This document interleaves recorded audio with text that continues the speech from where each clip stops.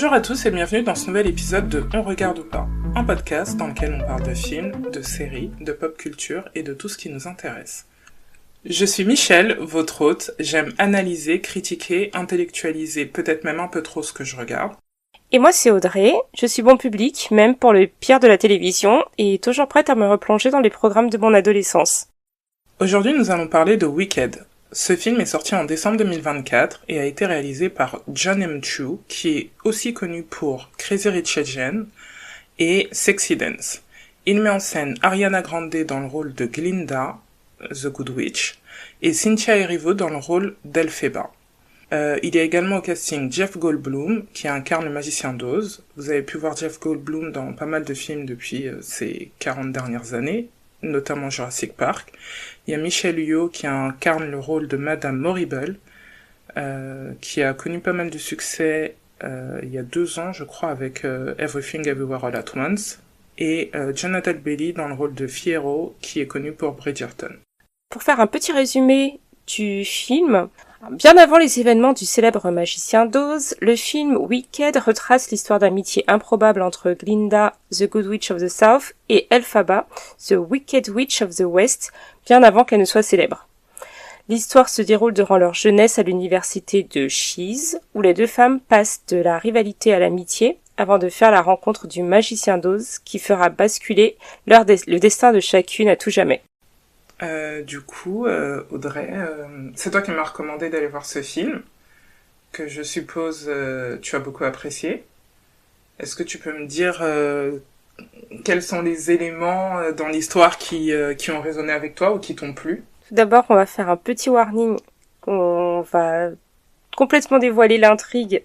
Il y aura tous les spoilers, donc si vous n'avez pas encore vu le film, il vaut mieux ne pas écouter le reste du podcast.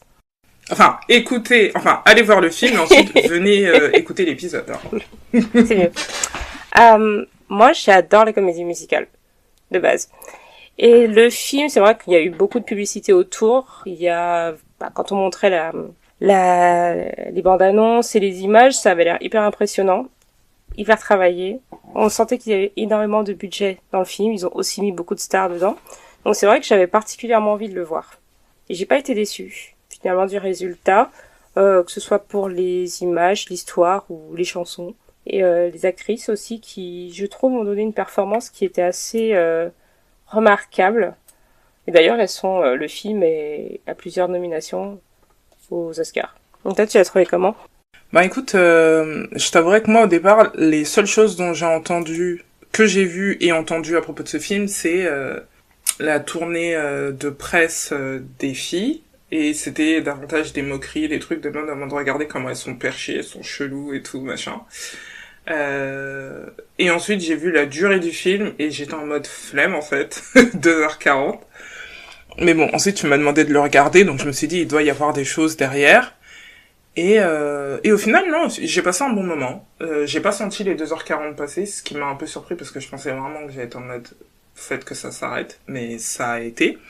J'ai été un peu surprise parce que quand j'ai lancé le film, j'ai oublié que c'était une comédie musicale, donc quand ils sont mis à chanter, j'étais en mode what is happening. Dès les premières secondes. Mais dès les premières, j'étais en mode what. Mais au final, oui, c'était bien. J'ai trouvé que la performance, notamment au niveau chant de Ariana Grande, était extraordinaire. Au niveau de l'acting, je suis un peu plus mitigée parce que j'ai l'impression de l'avoir déjà vu interpréter ce genre de personnage quand je regardais C'est vrai qu'elle Victorious. joue souvent la fille un peu stupide. Donc, Et superficielle, ouais. Exactement, un peu stupide, un peu perché, un peu drôle, tout ça. Donc, j'ai pas été extrêmement impressionnée, mais ça allait. Enfin, elle a aussi porté le film. Cynthia Erivo aussi jouait bien. Enfin, j'ai pas vraiment de soucis au niveau de l'acting.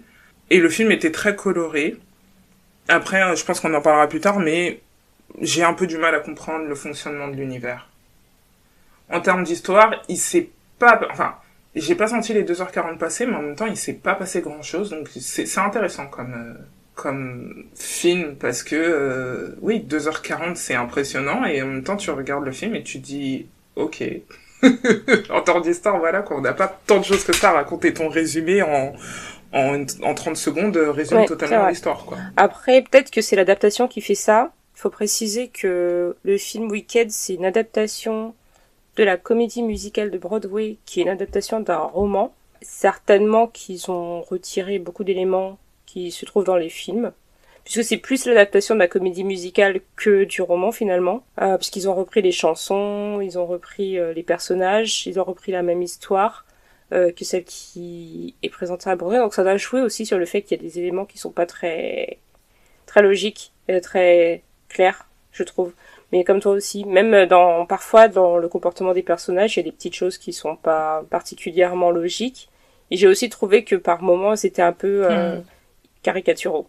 Enfin, il y avait des comportements de certains personnages qui sont très caricaturaux et bon, ça rendait le film rigolo et léger au final et fallait pas trop réfléchir à ça, quoi. Et je pense qu'ils ont aussi gardé beaucoup le côté théâtral, ce qui fait que c'était aussi caricatural. Oui, clairement, t'es clairement pas dans le monde réel, ils sont eux non plus pas dans le monde réel, et tout est surjoué, mais ça va avec l'univers, comme je dis, tout est extrêmement coloré, tout est extrêmement caricatural, comme ça tu comprends beaucoup plus simplement ce qui se passe, quoi.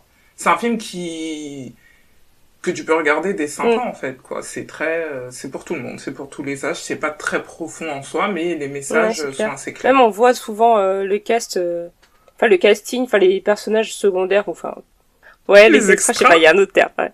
Les figurants dans le film du coup, les figurants dans le film, ils ont tout le temps les mêmes réactions, tous en même temps.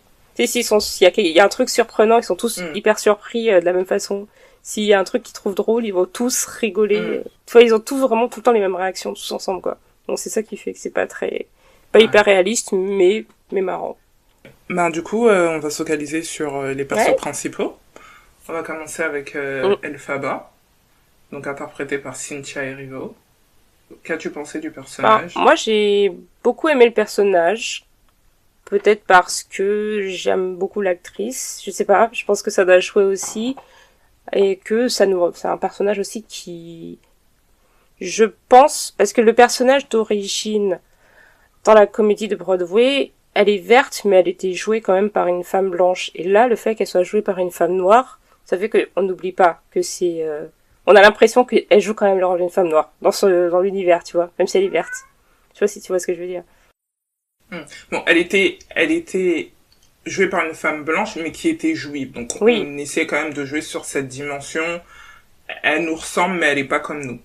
Mais après, c'est vrai que t'as l'impression que ce personnage aurait dû être noir dès le départ, quoi. Du coup, ça apporte beaucoup d'empathie, même elle a la coiffure, la détresse et tout, et puis on peut pas oublier, Cynthia Erivo est noire, donc du coup, même si elle a la peau verte, je la vois comme une femme noire, et du coup, son histoire est d'autant plus touchante par rapport à tout ce qui arrive par rapport à ça. Et je pense qu'ils ont quand même essayé de jouer beaucoup là-dessus, et que ça fait quand même une opposition avec le personnage de Glinda. Mais de manière générale, oui, je la trouvais hyper intéressante, hyper fascinante. J'avais envie qu'elle en fasse plus. Ce qui se passe à la fin, là, quand elle fait tout péter, c'est ce qu'on attend depuis le début du film, quoi. Qu'elle utilise ses pouvoirs et qu'elle s'impose. Après, il y avait aussi un côté cliché quand même dans son personnage, parce que c'est la fille qui est différente du coup. Elle le sourit jamais. Elle est, tu vois. Elle veut pas du tout elle est un peu rejetée, mais elle essaie pas de s'intégrer particulièrement. Quand il se passe des choses trop drôles, des fois, les gens, ils ont pas profondément de l'animosité envers elle, mais on sent qu'elle leur repousse tout le monde quand même. Et que tout ce que les autres font, ça, elle trouve inintéressant, quoi. Elle est un peu au-dessus de ça. Tu vois, elle a plus cette attitude. Elle est meilleure que tout le monde. Ouais. Et... C'est un peu hautaine. Oui, c'est ça. Et même si, il y a un petit côté où c'est vrai qu'elle a quelque chose de plus que les autres, mais oui, son attitude, parfois, c'est pas nécessaire. Pas forcément. Ouais. Bah écoute, dès qu'on est introduit, dès qu'on rencontre le personnage, on voit direct c'est marrant, genre le père la regarde 5 secondes et bien net, il est en mode virez-moi ça d'ici. Donc j'étais en mode waouh, genre il y a pas de nuance et tout, il y a pas de subtilité, c'est genre racisme à gogo, quoi. Mais surtout c'est fait tellement rapidement que t'as même pas tout de suite, t'as pas le temps d'avoir de la peine pour elle non plus, tu vois, à ce moment-là. Tu sais que ça passe assez vite, genre elle est verte, tout le monde la rejette. Bon, et puis après, on avance dans l'histoire, quoi. Après, donc t'as la façon dont, oui, tu comprends. En fait, t'as l'impression qu'elle est principalement maltraitée par son père et qu'ensuite elle est moquée par les autres. Donc voilà un peu comment tu perçois la chose. On parlera un peu plus tard du personnage de Nessa Rose qui me laisse totalement perplexe. Je suis en mode, ok, c'est un choix, c'est ta famille, voilà quoi, ok. Et Oui, elle a cette façon de... Tu peux comprendre, tu te dis, bon, potentiellement, elle a été élevée par une ours, du coup. Donc, tu peux dire, bon, elle a peut-être un côté sauvage, mais en même temps, elle est extrêmement... Elle est dans l'empathie pour les animaux, donc c'est justifié. Mais c'est vrai que quand elle rencontre quelqu'un, avant même que la personne ait le temps de lui dire un mot, elle pense déjà que ça va être hostile. Donc, ça n'aide pas non plus particulièrement. Oui, c'est vrai, quand on voit son arrivée, où tout le monde est surpris de la voir parce qu'elle est verte, pareil, réaction un peu extrême de la part du public à sa couleur, mais elle a tout de suite des réponses en fait. Elle attend pas du tout qu'on lui fasse la moindre remarque, elle est déjà prête. D'ailleurs, elle le répète 2 fois dans le film, ses réponses déjà préparées par rapport au fait qu'elle soit verte, quoi. Et ensuite, pour en revenir à la performance de Cynthia Erivo, oui, elle joue bien, mais j'ai un peu l'impression que ce film, comme c'est la première partie, puisqu'il y a une deuxième partie qui sortira à la fin de l'année, cette première partie était davantage pour mettre en avant Glinda. Puisque c'était elle le personnage tout haut en couleur, qui prenait extrêmement de place, ça va avec sa personnalité, etc. Mais donc du coup, il fallait que, à côté de ça, Elphaba soit beaucoup plus en retrait. Pour que, à la fin du film, quand en effet elle décide de prendre pleinement conscience de ses pouvoirs et de les utiliser, que on sente vraiment, tu sais, un peu comme Frozen, libérée, délivrée, quoi, tout à coup. Je pense que c'était pour ça que pendant toute sa performance, elle était un peu boring. Peut-être qu'il y a aussi le fait que Ariana Grande, c'est une très grande star aussi, et qu'elle a naturellement, enfin sa façon de jouer et tout, elle s'imposait pas mal par rapport au jeu de Cynthia. Mais je pense que ça va aussi avec le personnage. Ouais, tu penses? Parce que on en parlera plus tard, mais je sais pas si tu te souviens de la scène quand ils arrivent dans Emerald City, du coup, la cité d'Emerald, et il y a 2 femmes qui sont sur scène et qui leur font un résumé de l'histoire du magicien d'Oz. Et en fait, ces 2 femmes-là qui chantent sont les actrices de la comédie musicale. Du cast original. Et on les voit, voilà, du cast original. Et on les voit en concurrence. Donc c'est, comment s'appelle-t-elle, que je dise pas de bêtises, Indina Menzel, si j'ai pas de bêtises. Voilà, Menzel, pardon. Et, Christine Chenoweth. Et du coup, c'est les 2 qui jouaient donc Elphaba et Glinda. Et elles ont ce truc de concurrence où, tu sais, chacune essaye d'avoir la plus haute note et elles se balancent les cheveux dans le visage. On les voit faire ça dans le film, etc. Donc tu sais que je pense que c'est peut-être une version un peu plus moderne de Glinda, mais même, tu vois, la chanson populaire, elle est prise de la comédie musicale, donc tu sais qu'elle a quand même ce truc de c'est moi la plus importante, regardez-moi tous, quoi. Et ça va avec le fait que ce soit une femme blanche, blonde, que tout le monde est en mode c'est la plus belle, c'est la meilleure, on veut tous l'aduler. Privilégiée de compagnie, parce qu'en plus, ils ont vraiment tout mis dans le cliché de la blonde riche, fille à papa, stupide, qui pense qu'à elle-même dans ce personnage. Ils ont tout mis. Elle est pas stupide. Qui s'habille en rose. Elle fait semblant d'être... Oui, mais elle fait semblant... Elle est pas stupide. C'est ça un peu qui est insidieux, c'est que elle arrive toujours à servir ses intérêts. Oui. Elle obtient toujours tout ce qu'elle veut, finalement. Exactement. Elle joue un peu sur le côté naïf, mais elle est très manipulatrice. Donc, stupide, je suis pas d'accord.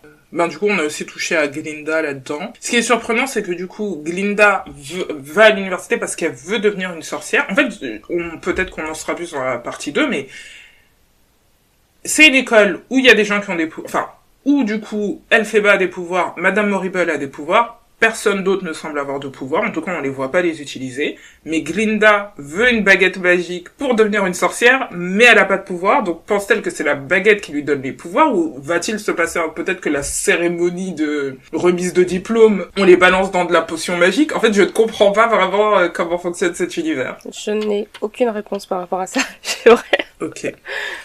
Ok, parce que du coup je me demande si la scène de début où du coup le premier perso qu'on voit c'est Glinda qui arrive et tout de sa bulle machin, est-ce que c'est de la magie ou est-ce que c'est de la technologie? Moi je pense que c'est de la technologie, qu'elle a jamais de pouvoir. En fait je pense que quelque part peut-être qu'ils font croire au peuple qu'il y a des sorcières avec des pouvoirs. Au final la seule personne qui a des pouvoirs c'est The Wicked Witch, tu vois, donc ils la diabolisent au max. Pour moi les autres n'ont aucun pouvoir, c'est juste, le pouvoir qu'ils ont du coup c'est le pouvoir politique, et la seule personne qui a des vrais pouvoirs magiques, c'est la méchante de l'histoire. Et on sait, parce qu'on a vu la première partie du film, que c'est pas vrai, qu'elle est pas méchante et qu'ils l'ont juste diabolisée parce que elle a pas voulu faire ce qu'ils voulaient. Et il y a un truc intéressant aussi avec son personnage, c'est le fait que, quand tu parlais de l'ours, qu'elle soit tellement dans la défense des opprimés, quoi. Puisqu'il y a aussi un élément important dans l'histoire, c'est que les animaux, qui sont des personnages humanisés, en fait, qui parlent, qui étudient, qui ont une vie normale comme les êtres humains, ils vivent de l'oppression parce qu'on commence à les rejeter, à leur enlever leur travail, à les enfermer, tout ça, et elle décide de les défendre. En fait, on peut même...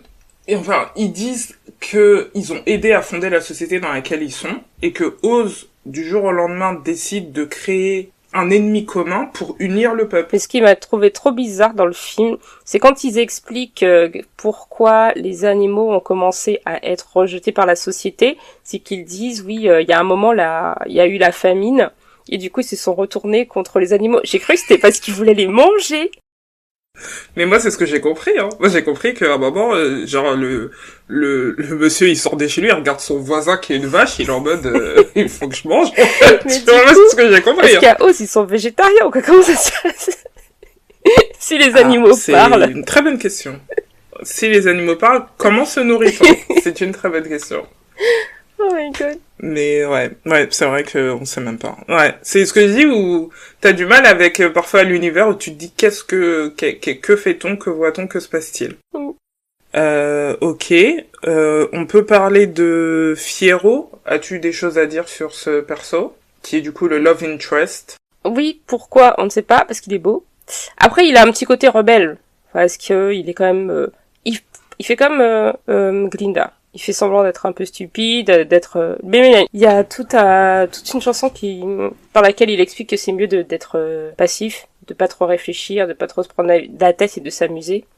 Et on dirait qu'il essaie vraiment de vivre avec ce principe pour pas voir les problèmes qu'il y a autour de lui. Mais finalement, il est quasiment autant impliqué qu'Elphaba dans la protection des autres. Enfin, c'est lui qui va faire des actions pour pouvoir défendre et protéger le lionceau, tu vois. Et on sent que il a aussi de l'empathie pour les animaux. Et j'ai l'impression qu'il est pote avec son cheval. Voilà. Et comme il a un ami cheval, du coup, il est pas raciste, tu vois. D'ailleurs, son cheval, il parle ou pas? Si, quand on rencontre pour la première fois, son ami cheval se fout de sa gueule. Ouais.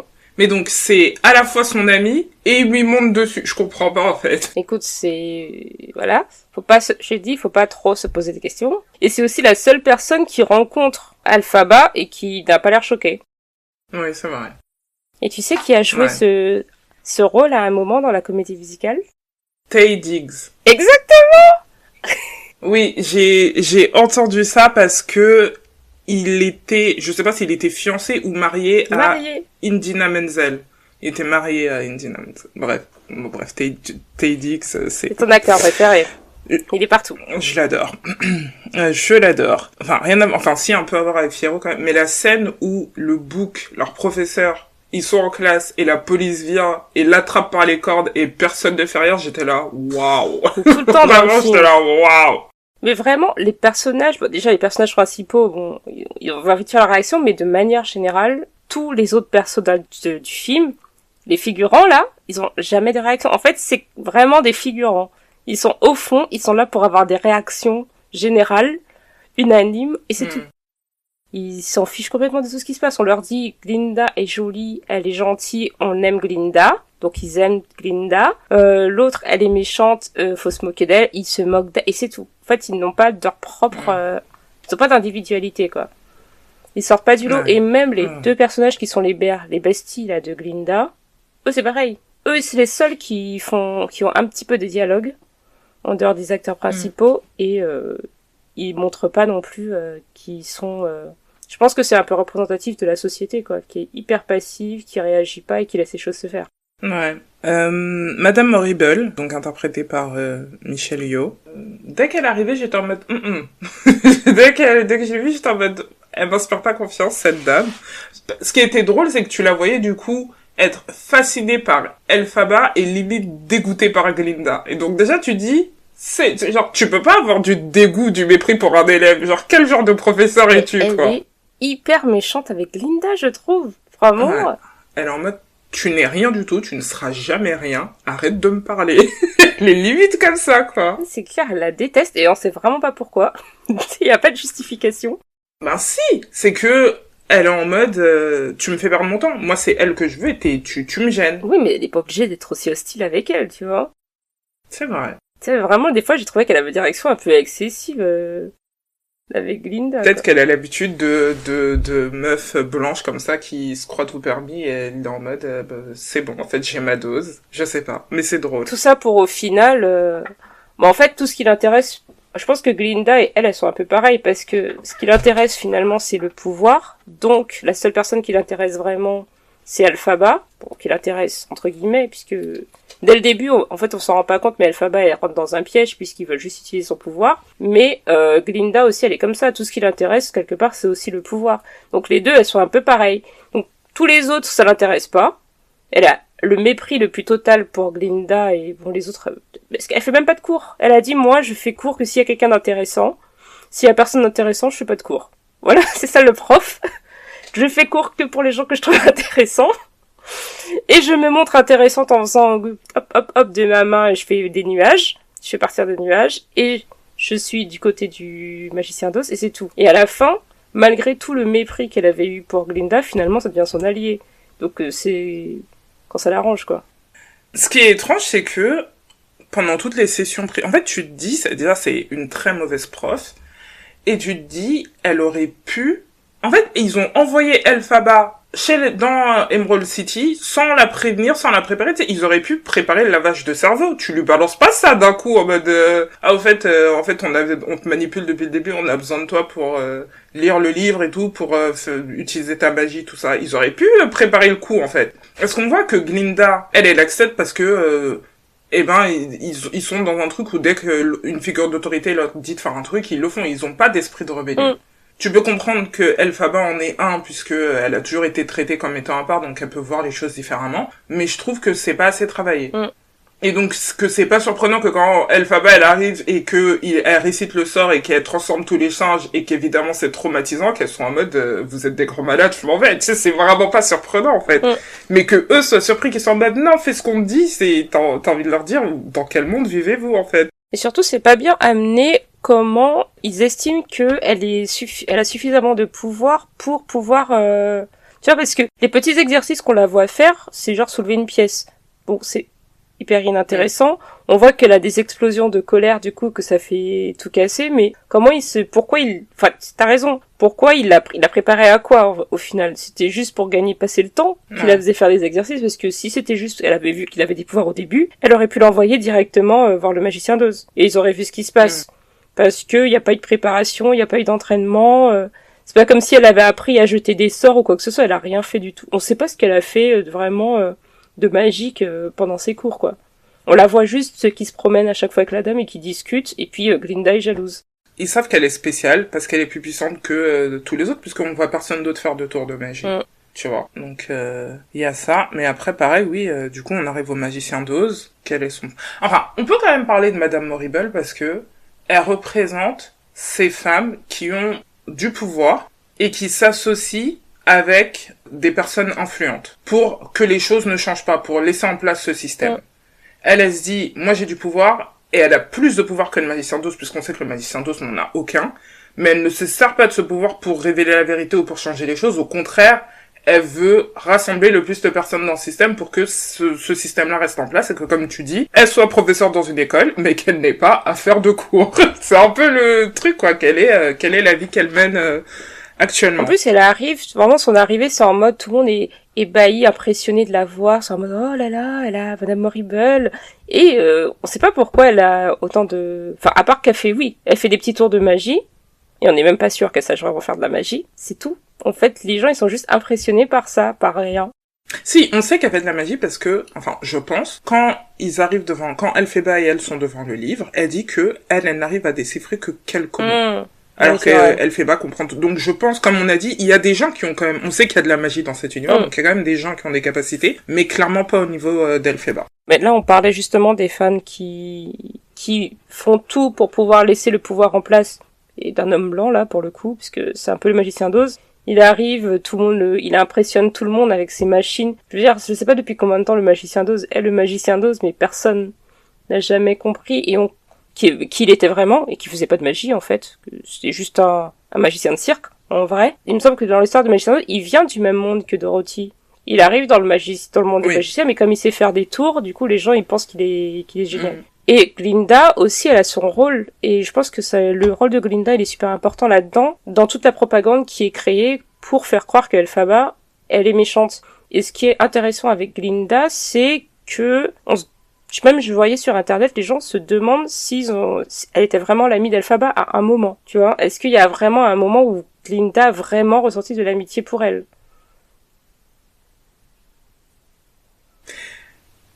Je pense que c'était une amitié, mais comment dire, une amitié dans le sens où ça lui servait à quelque chose. C'est-à-dire le moment où elle décide de devenir amie avec Elphaba, c'est quand elle découvre que Elphaba a réussi à la faire entrer dans le cours de Madame Moribel. Et on se rend compte que Elphaba, elle a utilisé le tout petit pouvoir qu'elle avait pour pouvoir aider Glinda, alors que Glinda était une peste avec elle jusqu'au bout. Même quand elle croit que Glinda était gentille avec elle, en fait Glinda était méchante avec elle. Et là, ça lui a fait un petit pincement au cœur de 3 secondes, quoi. À partir du moment où elle a vu que Elphaba pouvait lui servir et que elle avait plus à gagner en devenant son amie qu'en restant son ennemie. Et après, il y avait aussi tout ce principe de jalousie. Je pense qu'elle avait jamais été autant jalouse d'une personne de sa vie. Et d'autant plus qu'elle se dise, cette meuf bizarre que personne n'aime, comment ça se fait que c'est mon ennemi juré, quoi. Donc il y avait ça. Il y a Fiyero aussi. Parce qu'elle voit qu'il s'intéresse à elle et qu'il s'intéresse à la justice. Du coup, on dirait que Glinda se dit, je vais faire semblant aussi de m'intéresser aux pauvres gens et à la pauvre Elphaba, et au sujet qui l'intéresse, donc de la défense des animaux, parce que ça attire l'attention de Fiyero. Je suis pas sûr. Là, je pense que les gens vont un peu loin et qu'ils placent l'homme blanc un peu trop au centre. Parce que j'ai pas l'impression que Glinda soit au courant qu'il y a un vrai truc, parce qu'elle est tellement égocentrique, et que même si elle est devenue amie avec Elphaba, elle la voit pas comme son égale. Je pense pas qu'elle puisse se dire que que Elphaba puisse lui voler Fiyero, tu vois. Donc pour moi, il est pas dans le truc. Je pense pas qu'elle croit que Elphaba va lui voler Fiyero, mais que elle prend de l'attention. Enfin, Fiyero donne un peu d'attention à Elphaba. Après, elle veut toute l'attention. Tu sais quand ils prennent le train, quand Elphaba va prendre le train et qu'elle s'en va, Fiyero va lui dire oui c'est super, je sais pas quoi. Enfin il lui parle quoi. Et là elle a une réaction parce qu'elle voit qu'ils se parlent tous les deux. Du coup elle dit oui en souvenir de notre professeur, je veux plus qu'on m'appelle Galinda, je veux qu'on m'appelle Glinda comme il m'appelait. Parce qu'elle se dit ça va faire plaisir à Fiyero qui va trouver qu'elle est une super activiste, tu vois. Et au final ça n'a servi à rien et elle dit j'aurais jamais dû dire que je m'appelais Glinda et tout. Et ensuite elle a hésité 2 secondes quand on lui dit bah moi je vais voir le magicien d'Oz et tout, viens avec moi. Elle dit non c'est ton moment, je vais pas y aller et tout. Elle lui dit allez s'il te plaît. Ok c'est bon. Elle lâche tout, elle abandonne tout quoi. Et Fiyero on s'en fout quoi. Oui, c'est ça, c'est pour ça. Donc j'entends mais c'est pareil quand elle arrive, elle dit il est pas encore au courant mais on va se marier. C'est genre elle a tout son programme prévu. C'est un outil en fait, comme j'ai dit, elle est amie avec les gens tant qu'ils lui servent à quelque chose. Donc du coup l'amitié entre elle et Elphaba, c'est pas trop ça. Même s'il y a un truc trop bizarre au début. Je sais pas si tu te rappelles au tout début du film, quand y a quelqu'un dans le public qui demande à Glinda si elles ont été amies. Il dit oui, est-ce que c'est vrai que t'étais amie? Et on voit des flashbacks mais on dirait que c'est une histoire d'amour qui s'est passée. Mais c'est ce que j'allais dire. Tu sais, je t'ai dit, le premier truc que j'ai écrit sur ce film, j'ai oublié que c'était une comédie musicale. Le dernier truc que j'ai écrit, c'est gay, point d'interrogation. Littéralement. J'ai écrit, mesdames, on va se donner la face encore longtemps. Qu'est-ce qu'ils essaient de nous dire? Ah, pour moi, c'est une histoire d'amour, ce truc. C'est pour ça que je te dis que Fiyero n'est pas si important que ça. Mais je pense qu'ils essaient de jouer là-dessus. Parce que vraiment, ce moment-là, il était bizarre. Du coup, pendant tout le film, tu te dis, qu'est-ce qui se passe entre les deux et tout. Et au final, il s'est rien passé du tout, quoi. Mais, c'était étrange. On n'a pas vu la partie 2. C'était étrange. En tout cas, Glinda, plus que Elphaba, elle a pas l'air intéressée comme ça par Glinda. Mais peut-être Glinda, vu que c'est ses souvenirs qu'on a vus. C'est ses flashbacks dans sa tête à elle. Tu dis ça, mais en même temps, tu me diras, c'est sa première amie, parce qu'elle a une sœur qui est juste horrible. Mais elle, tu sais, lui dit, viens avec moi à la cité d'Émeraude, viens avec moi quand elle décide de monter sur son balai. Elle est en mode, à chaque fois, viens avec moi, j'ai pas envie de me séparer de toi. Il y a aussi ça, tu vois. Elle a beau être attirée par Fiyero, elle lui a pas demandé de monter dans le train avec elle, tu vois. Elle aurait pu dire, venez tous les deux. Mais non, elle a juste, donc, et il y a tout ce moment-là où à chaque fois, elle ne veut pas se séparer d'elle. Ouais, c'est bizarre. Donc oui, non, il y a des éléments, qui portent à confusion, on va dire. Ah, on peut parler du moment du bal. Ah, vas-y. Moi, j'ai pas compris ce moment. J'ai rien compris. C'était cringe. Pourquoi elle pose son chapeau par terre? Pourquoi elle fait une danse bizarre sans musique? Pourquoi quand elle arrive, la musique s'arrête, tout le monde la regarde? Ça n'a pas de sens. Les gens disent que son chapeau est moche, pas plus que ce qu'ils portent tous. Ouais, particulièrement. Ouais, clairement. Pourquoi elle fait cette chorégraphie? Enfin, vraiment, toute cette scène, j'ai pas compris. Il voulait montrer un moment, genre, où Glinda, elle culpabilise et tout, elle va, mais c'était bizarre quand même. Enfin, ce petit moment, j'ai pas compris.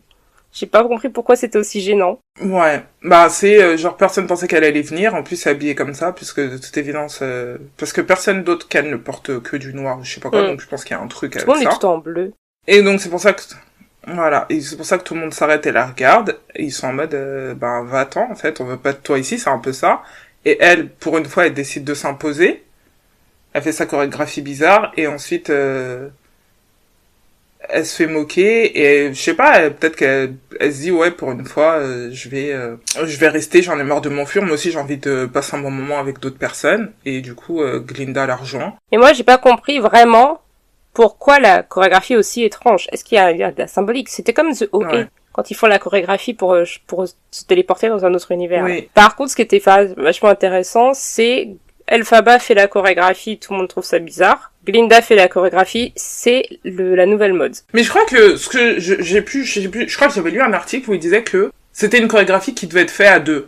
Et donc quand Elphaba l'a fait toute seule, c'est bizarre, mais que une fois que Glinda et elle déjà elles sont totalement coordonnées en unisson et machin, et après on voit que tous les autres qui la font, ils la font à chaque fois en couple.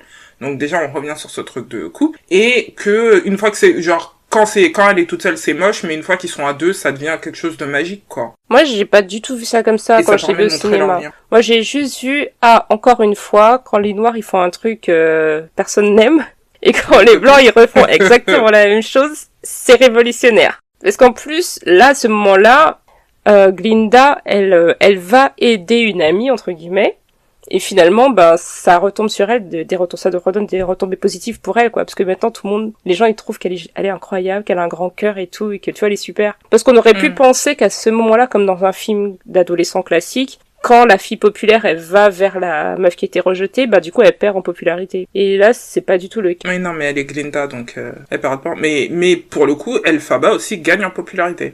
Ouais. Puisque ensuite, quand elle marche à la couleur et tout le monde tout le monde en mode salut, elle est en mode savoir que vous parlez et tout, enfin bref, tous ces trucs-là. Donc. Mais du coup, Elphaba aussi, elle change un peu, parce que à ce moment-là, elle était sa propre personne, son propre style, elle était rejetée, donc de toute façon, elle voulait même pas traîner avec les autres. Et quand elle commence à devenir populaire, quelque part, peut-être qu'elle est un peu contente aussi, parce que elle correspond un peu plus à des critères, donc de Glinda et de tout ce que les gens, ils acceptent. Et on sent que, elle bascule, tu vois. Qu'elle essaie de s'adapter aussi à la société. Mais, quoi qu'il arrive, ça marche pas. Oui, mais, parce que, un truc moi, c'est un des premiers trucs que j'ai écrit. Glinda est tellement gentille, parce que dès qu'elles arrivent à l'école, tout le monde est en mode, elle est merveilleuse, elle est gentille et tout. Elle est tellement gentille que quand elle rencontre Elphaba, elle veut l'aider j'ai écrit fixing. Enfin, elle est en mode, on va tout arranger pour que tu sois plus comme t'es. Sans même lui demander si elle a besoin d'aide, tu vois. Elle est en mode, genre, je suis tellement gentille et généreuse et pleine de bonne volonté et de bonne foi que t'inquiète, j'ai toujours les meilleures intentions et j'ai toujours raison. Et j'ai écrit à côté de ça que Elphaba veut devenir normale. C'est ce qu'elle dit. Elle dit qu'elle va rencontrer le magicien d'Oz, comme ça, il va utiliser sa magie pour qu'elle ne soit plus verte. Donc il faut aussi prendre en compte ce truc de... Elle a été rejetée toute sa vie, mais la seule chose qu'elle veut désespérément, c'est être acceptée par tout le monde. Au départ. Et on voit à la fin du film qu'elle se rend compte que c'est bullshit et qu'elle est en mode, c'est bon, j'ai fini avec tout ça, quoi. Mais t'as aussi ce truc de, pendant tout le film, où elle est complexée, évidemment, puisqu'elle se sent rejetée, elle se sent différente de tous les autres. Et au fur et à mesure, des gens commencent à lui dire, non, en fait, t'es particulière, t'es spéciale, t'es extraordinaire, sauf sa sœur. On parlera de sa sœur plus tard. Mais t'as tous ces trucs-là, et donc c'est pas surprenant, en fait, car tu vois, elle vient dans la fête et qu'elle s'en mode je vais m'amuser et tout avec les autres et tout, j'ai envie d'être comme vous. Et c'est après qu'elle réalise que sa différence est ce qui la rend spéciale et unique. Et surtout, elle se rend compte que ce que sont les autres, c'est pas ouf non plus. Ça, c'est clair. Du coup, est-ce que tu veux parler de Nessa Rose? Tant qu'à faire, oui. Attends, juste un truc à propos du magicien d'Oz. On est d'accord que c'est son père. J'ai l'impression qu'ils essaient de faire des indices qui ne donnent l'impression que c'est son père, mais le monsieur qui danse avec la maman au début, c'est pas le même acteur. Donc, et puis surtout, enfin, moi j'ai l'impression que l'acteur qui joue son père au début du film, avec la mère, que c'est un homme noir, et donc que ça justifie qu'en fait elle est juste noire, alors que le magicien d'Oz il est blanc. Donc je vois pas comment... Elle est verte. Oui, elle est verte. Mais c'est pas le même type. Mais on le voit qu'il boit une boisson verte. Donc on suppose que, tu vois, la ville d'émeraude, de magicien d'Oz, elle est verte. Il y a un petit lien avec le vert. Moi, je pense que c'est son père. Mais il a même pas de pouvoir. Parce que comment il a des pouvoirs? T'as tous les trucs. Oui, mais il y a la potion, comme t'as dit. Puisqu'il y a certaines personnes qui ont des pouvoirs. Moi, j'ai l'impression que tout le truc avec Elphaba, c'est pour ça que je suis surprise qu'il l'ait aussi mal préparé, c'est qu'il l'attendait. C'est-à-dire, j'ai fait en sorte que t'existes, t'es crié, j'ai fait en sorte que t'aies des pouvoirs et tout. J'ai fait en sorte que tu sois techniquement maltraité, je t'ai laissé en retrait pour que tu me vois comme un sauveur, pour que tu m'adules, comme tout le monde m'adule, et que tu fasses ce que j'ai envie que tu veux, ce que je veux, quoi. Mais je pense que c'est son père. Moi, je sais que quand j'ai regardé la scène, je me disais, je regardais et tout, et il reste dans la pénombre. Donc je ne sais pas si... Je me posais la question, c'est un noir? Ouais, je pense que c'est un Je sais pas s'il est noir ou s'il est juste dans la pénombre. Et je crois qu'il est dans la pénombre volontairement, on voit jamais son visage parce que c'est le magicien. Moi aussi, je pense qu'ils font exprès de jouer le mystère sur la paternité. Et en tout cas, si c'est lui son père, ok. Mais je trouve ça bizarre. Au moins, ils auraient pu prendre un acteur blanc pour jouer le type qui danse avec la maman. Bah, il reste dans la pénombre, donc il est peut-être blanc, en fait. Moi, je l'ai jamais vraiment bien vu, donc je sais pas. Il est soit blanc, soit light skin, mais en tout cas, il est pas dark skin, quoi. Donc, écoute, je sais pas, mais je pense que c'est son père. Bon, bref, passons. Nessa Rose, donc cette merveilleuse petite sœur. On voit à quel point Elphaba adore sa sœur, qu'elle veut tout le temps la protéger. Et sa sœur, c'est une peste. Parce qu'elle se sent responsable, puisqu'elle dit, la raison pour laquelle Nessa Rose est en fauteuil roulant, c'est à cause de moi, puisque je suis née verte et que mon père voulait pas que ça arrive encore, puisque de toute évidence, la mère ne lui a jamais dit qu'elle avait été infidèle. Donc il pensait que c'était un truc dans leur gène à eux, et donc il lui a fait boire toutes les fleurs, je sais plus quoi, là, et c'est ce qui a créé son handicap. Donc c'est purement la faute du papa. Non, le père est horrible et la sœur la mère aussi. Oui, le père est horrible et la sœur en profite. La mère aussi, elle est quand même exceptionnelle. En plus, la présentation de la mère au début, je trouve que c'est terrible parce que vraiment, il la présente comme... Elle avait hâte que son mari quitte la pièce. Comment elle enlève ça fait même pas 2 secondes. Elle était en mode, il est temps que j'en ai un autre, quoi. T'es un peu en mode, waouh. Et Nessa Rose, aucune indulgence pour ça. C'est étrange, parce que elle voit les choses qui arrivent à sa sœur puisqu'elle passe plus de temps avec elle, et pourtant elle ne peut pas s'empêcher d'être jalouse. C'est étrange comme comportement. Et elle est jalouse et elle n'intervient jamais aussi quand il arrive un truc à sa sœur. Jamais. Et pourquoi le papa voulait que la grande sœur reste à l'école avec la petite? Qui fait ça? Tu vas pas à l'université et puis il y a une personne qui est là juste pour superviser un enfant. C'est genre, Elphaba, tu sers tellement à rien. Genre, ta vie est tellement pas intéressante que tu dois la dévouer à ta petite sœur. C'est un peu ça, quoi. Et dans le même temps, elle est en mode, le fait que tu me serves, que tu sois là pour m'aider, m'assister, me gêne pas. Mais c'est le fait que tu sois là et que du coup, tu attires beaucoup plus d'attention sur toi que sur moi qui me gêne. Donc tu sens ce côté égoïste, ce côté pareil, j'ai l'habitude d'avoir ce que je veux, mon père me donne tout, et toi tu me gênes, t'es une nuisance dans ma vie au quotidien. L'histoire, ce qui se passe avec Boq et Glinda et elle, je sais pas à quoi ça servait dans l'histoire. Peut-être que ça aura plus d'importance dans la deuxième partie. Mais bon, en fait, ses seuls points d'intérêt dans l'histoire, c'est qu'elle était pas sympa avec Elphaba et qu'il y a un type qui lui parlait, mais en fait, il voulait draguer Glinda. Bon, à la fin, ils sont ensemble quand même, non? Je sais même plus. Il me semble que, tu sais, à un moment, il veut lui dire la vérité. Ouais. Et elle est en mode, oui, je te fais pitié, c'est ça? Donc tu sais pas si elle le pense vraiment ou si elle l'utilise ça comme une arme aussi, pareil. Et il est en mode, non, c'est pas vrai. Et on semble, puisque ils ont officiellement annoncé Glinda et Fiyero ont officiellement annoncé qu'ils étaient en couple. Tu sens que il la regarde et dit, bon, je serai jamais avec elle, donc oui, je peux me rabattre sur toi, quoi. C'est un peu l'impression que j'ai. Et surtout, après, peut-être que c'est le côté théâtral qui fait que c'est hyper caricatural, donc nous, en tant que spectateurs, on voit gros comme une maison la manipulation, que les personnages ne voient pas. C'est comme les petits moments où Glinda, elle secoue ses cheveux, et tout le monde fait « Oh !» Elle secoue ses cheveux, oh !» C'est complètement ridicule, ça n'a pas de sens. Mais lui, il est trop naïf, en fait. Il est extrêmement, extrêmement naïf. Alors que c'est à des kilomètres qu'on voit ce qui se passe, c'est ce que Glinda essaie de faire de lui. Enfin, de la manipulation.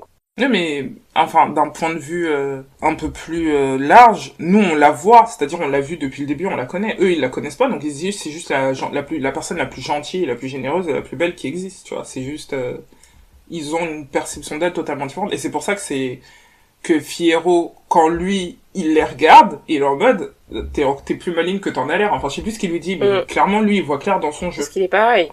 Et pourtant même avec ça, il se met avec elle. Donc tu comprends aussi les trucs de c'est logique. C'est comme ça qu'on est de toute façon, donc on en profite. Mais il y a ce moment où ils chantent la chanson et puis ils se disent tu es parfait, je suis parfaite, nous sommes parfaits tous les deux, donc de toute façon il n'y a pas d'autre issue en fait, ils doivent être ensemble et puis c'est tout. Exactement. C'est la règle.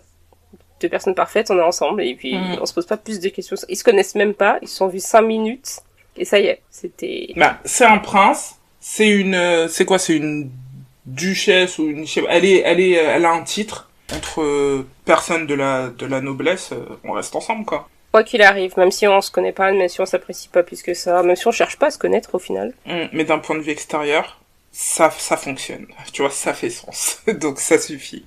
Tu veux reparler un peu plus du Magicien d'Oz, parce qu'il y a d'autres éléments aussi, des petits indices dans l'histoire, entre l'histoire du Magicien d'Oz et l'histoire des animaux, où on a l'impression, tu sais, au tout début tu parlais du fait qu'il casse le décor dans l'école, il y a la photo d'image du Magicien d'Oz qui disparaît et on voit qu'il y a des animaux à la place.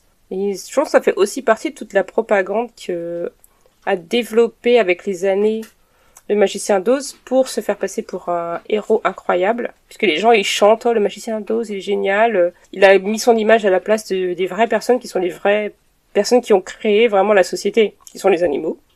Et maintenant il essaie de se débarrasser d'eux physiquement quoi. Donc il a effacé leur histoire, il a effacé leur influence, et il essaie de les faire disparaître pour toujours, en utilisant Elphaba. De la vraie magie. Ouais, je pense que, je sais pas si les gens commençaient à se poser des questions, en fait c'est un moyen pour lui de consolider son pouvoir, c'est-à-dire que si ils se détruisent entre eux, ils ont pas le temps de se focaliser sur lui, et de réaliser que c'est un imposteur. Et surtout, il y a aussi ce système-là. Les animaux, surtout les érudits, qui connaissent l'histoire, ils ont trop la possibilité de révéler la vérité. Donc c'est pour ça qu'il essaie de les faire disparaître. Mais il y a un autre élément aussi que je comprenais pas, c'est que j'ai l'impression que les animaux qui étaient intelligents, ils redevenaient des animaux. Oui. Et ça, c'est pas expliqué. C'est pas expliqué, mais une nouvelle fois, je pense que c'est comme avec la potion qui a rendu... Il y a de la magie aussi dans l'air.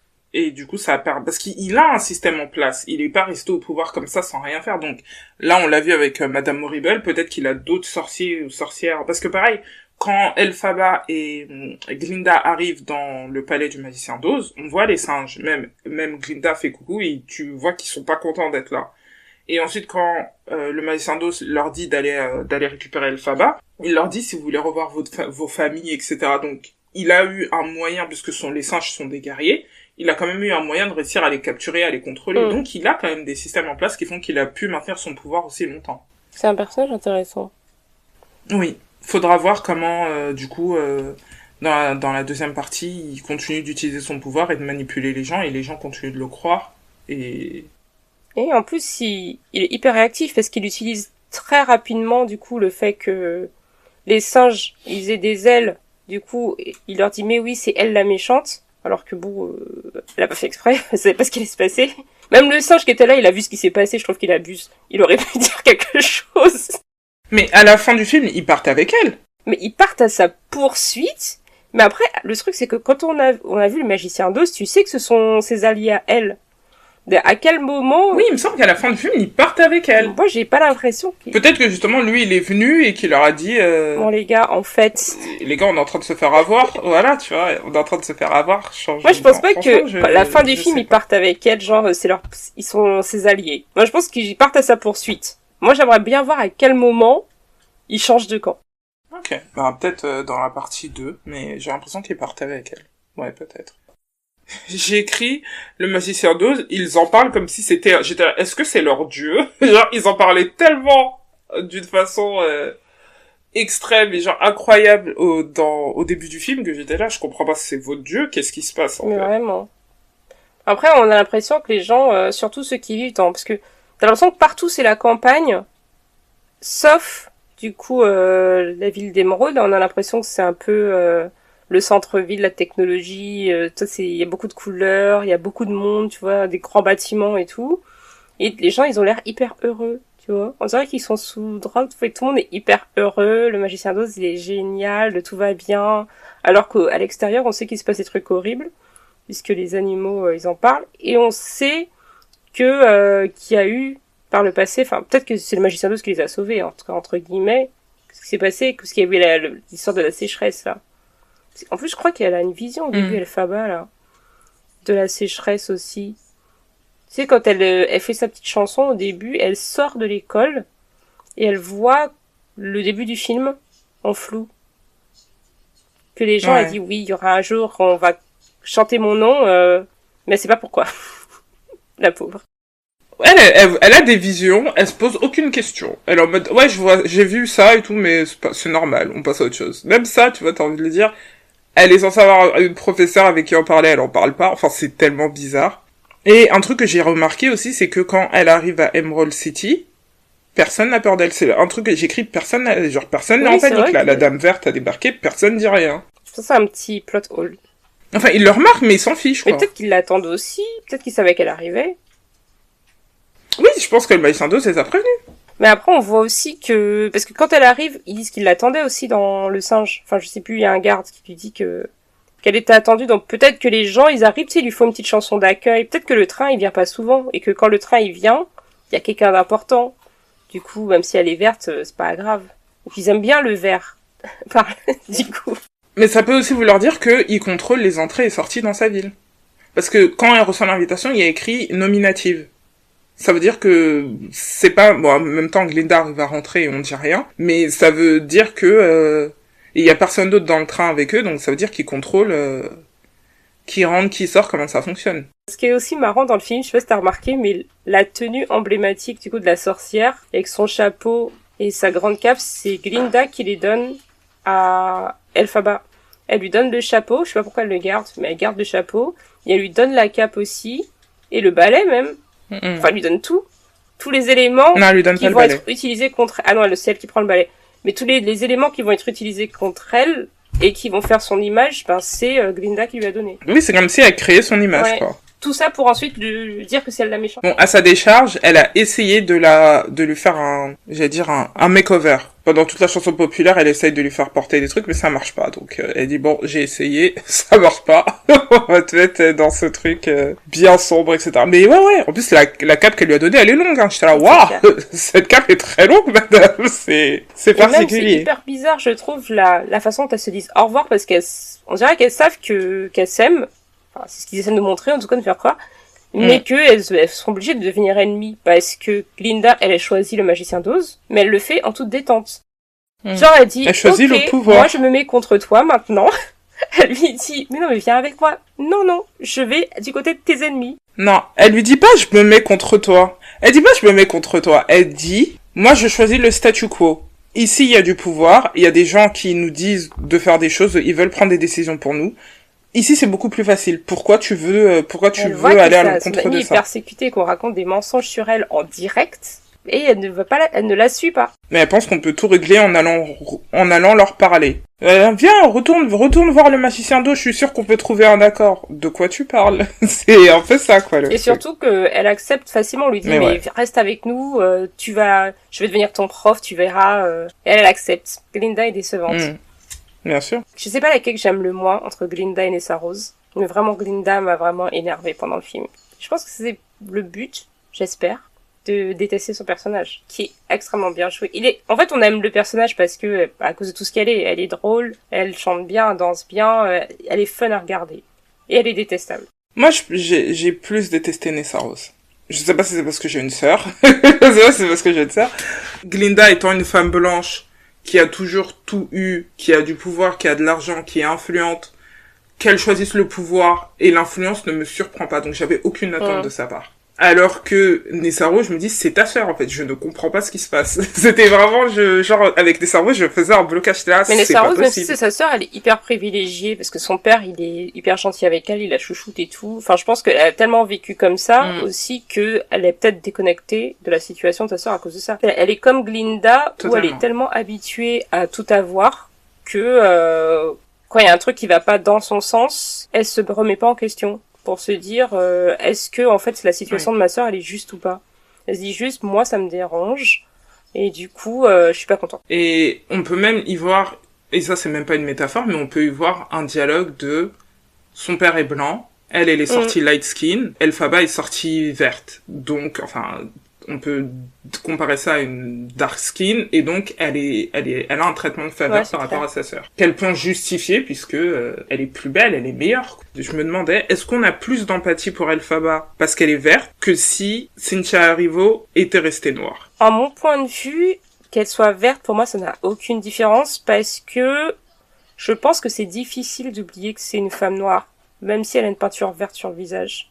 Je pense que en regardant le film, mon cerveau, il voyait pas quelqu'un de vert, il voyait juste une femme noire, en fait. Même quand, je sais pas, par exemple, on a la même chose avec, dans Marvel, avec Gamora, c'est plus facile par rapport à ce qui se passe dans l'histoire, parce que c'est pas centré autour du fait qu'elle soit une femme noire et tout, d'oublier que c'est une femme latina, noire. Elle est verte pour moi, tu vois. Alors que là, dans Wicked, même si elle a une couleur verte, mon cerveau, il ne voit pas ça. Il voit juste une femme noire. Ok, je comprends ce que tu dis, hein, mais je crois que on en avait déjà parlé, où je te disais que j'ai du mal avec les métaphores sur le racisme et la discrimination, parce que généralement, et c'est généralement fait par des blancs, ils ont tendance à inventer des races, des nouvelles minorités, parce qu'ils se disent, si on fait un truc sur le racisme contre les Asiates, ou contre les Noirs, ou contre les Juifs, ou contre les Hispaniques, ou contre les Arabes, ou contre toutes les personnes qui existent réellement, ça va être trop déprimant pour eux. Et ça va être trop déprimant pour nous les blancs, puisque c'est ce qu'on a l'habitude de faire au quotidien, donc on n'a pas envie d'y penser, tu vois. Donc on préfère se dire, regarde ces pauvres personnes, et comme ils sont d'une couleur qui n'existe pas, nous aussi, on peut se projeter dans leur rôle. Et c'est ça qui me gêne. C'est que du coup, ça permet pas une vraie remise en question, ça permet plutôt un truc d'identification, parce que j'ai l'impression que de nos jours, tout le monde veut être une victime. Et donc, quand tu vois, elle fait pas, je suis d'accord avec toi, Cynthia Erivo a dit qu'elle a volontairement fait en sorte que les cheveux les baby hairs de sa perruque soient crépus pour que ça rappelle bien que c'est une femme noire. Elle a fait en sorte que, pareil, les coupes de cheveux... Elle a travaillé sur certains trucs pour que on se souvienne, et on le sait, tu vois. Mais j'ai l'impression que ce sentiment d'identification est beaucoup plus fort parce que elle est verte que si c'était littéralement une femme noire. Et ensuite, quand t'es dans cet univers où t'as des noirs, t'as des asiates. Déjà, j'ai écrit il y a des asiates, parce qu'il y a rarement d'asiates dans ce genre de film. Bon, après, tu me diras, le réalisateur est noir, donc, le réalisateur est asiate aussi, donc je pense que c'est volontaire, et tant mieux. Mais, on est dans un univers où les noirs, les asiates, les blancs sont tous au même niveau, et ensuite, ils sont tous en mode, la meuf verte et les animaux. Et ils sont en mode, les animaux, on s'en tape. Donc, c'est étrange comme, tu vois. C'est étrange de dire on serait dans un univers où t'aurais ces minorités raciales-là qui voient ce qui se passe avec les animaux qui sont des êtres vivants et dotés de conscience, et qui se disent « Ouais, on s'en fout ». Tu vois, c'est ça qui me gêne dans ce travail dans la façon dont le sujet est abordé. C'est que t'as pas l'impression... C'est totalement superficiel, t'as pas l'impression qu'on réfléchit davantage à ça. Après, j'ai pas vu la partie 2, peut-être que dans la partie 2, on va découvrir qu'il y a un groupe rebelle qui manifeste et qui veut aider, et c'est possible, hein. Mais pour l'instant, c'est pas ce qu'on voit. Ah oui, il y avait des chansons... On n'a pas parlé de la partie comédie musicale. Moi, franchement, j'ai pas beaucoup aimé les chansons. Ouais, et les numéros de danse encore moins. J'ai pas été... Mais après, je suis pas fan des comédies musicales, donc je suis peut-être pas le public. Je connaissais la chanson populaire et Defying Gravity. J'ai trouvé que la de populaire avec Ariana Grande était plutôt bien quand même, et Defying Gravity aussi. Et comme j'ai dit, c'était aussi bien chanté, mais après, tu vois, je suis pas sortie de là avec telle ou telle chanson en tête. Donc, mais c'était plutôt pas mal. Toi, t'en as pensé quoi? Bah, rien de spécial, je connaissais aussi les chansons. Pareil, je trouvais qu'elles étaient super bien interprétées par les nouvelles chanteuses. Non, c'était fun à regarder, c'est tout. C'était pas non plus... J'en suis pas ressortie en ayant envie de tout réécouter l'album, tu vois. Ça m'a pas fait l'effet d'Hamilton, par exemple, que j'adore réécouter les chansons. Là, voilà, j'étais contente d'avoir vu le film, c'était fun, les chansons étaient fun. J'ai surtout un souvenir, tout est hyper rose, j'ai l'impression, dans ce film. Et non, mais les chorégraphies, elles étaient... Non, c'était cool, c'était rigolo, c'était amusant. Est-ce que t'as trouvé le film drôle? J'ai trouvé qu'il y avait des moments marrants, mais surtout autour de Glinda. C'était elle qui faisait des trucs drôles. Ce qu'elle disait était tellement à côté de la plaque par moments que c'était marrant. Tu vois, des petits moments comme quand elle dit oh là là, elle dit à ses parents, oh là là, je vais tellement leur manquer. Ou, tu vois, elle est tellement égocentrique. Tu vois, ces petites phrases-là, j'ai trouvé que c'était marrant. Ok, bah oui, donc note. Ben, moi, je donne une bonne note. Je dirais un bon 8 sur 10, quand même. Il y a des petits moments faut pas trop réfléchir au plot hole, quoi, du film. Mais en général, je trouvais qu'il était hyper fun à regarder. J'ai passé un très bon moment. Pareil, comme toi, j'ai pas fait les 2h40 passées. J'ai hâte de voir la suite. Et je suis très contente que dans le rôle d'Elphaba, ils aient choisi une actrice noire. Je trouvais que c'était un moment quand même important. Et j'espère qu'ils auront un petit Oscar de n'importe quoi, mais au moins un. Et ce serait bien que Cynthia qu'elle ait quand même des récompenses. Ce serait juste pour l'histoire. Elle a pas déjà un Oscar? Je crois qu'elle en a un. Un Oscar, je crois pas. Ah non, elle a été nominée pour 3 Oscars. Ok. Ouais. Ok, je sais pas, moi j'hésite entre 6,5 et 7. Parce que comme je dis, j'ai pas passé un mauvais moment, mais après c'était pas non plus extraordinaire. Donc et oui, et j'attends, en fait je pense que j'attends la fin de la partie 2 pour avoir une vision plus aboutie de l'œuvre en elle-même. Et maintenant que tu me dis que il y a 12 livres autour du Magicien d'Oz, je pense que ils peuvent le transformer en Marvel et en faire 12 films. Ouais, mais je sais pas s'ils vont le faire parce que là, ils sont basés sur la comédie musicale qui a rien à voir avec ce que lui a écrit. Ça peut rentrer, ils peuvent faire un petit mix, hein. Je pense qu'ils peuvent s'organiser pour que ça rentre, ça se cale. Et après, tu vois, je sais pas si Ariana Grande, elle aura le temps de jouer dans tes 12 films, tu vois. Je pense aussi qu'il y a ça à prendre en compte. Ils ont réussi à le faire pour les Marvel, ils peuvent tout faire. C'est possible, comme tu dis. C'est tout pour cet épisode de On regarde ou pas. Merci de nous avoir écoutés jusqu'au bout. N'hésitez pas à nous faire savoir ce que vous en avez pensé. Est-ce que ça valait le coup qu'on regarde Wicked ou pas? À très bientôt. Bye bye.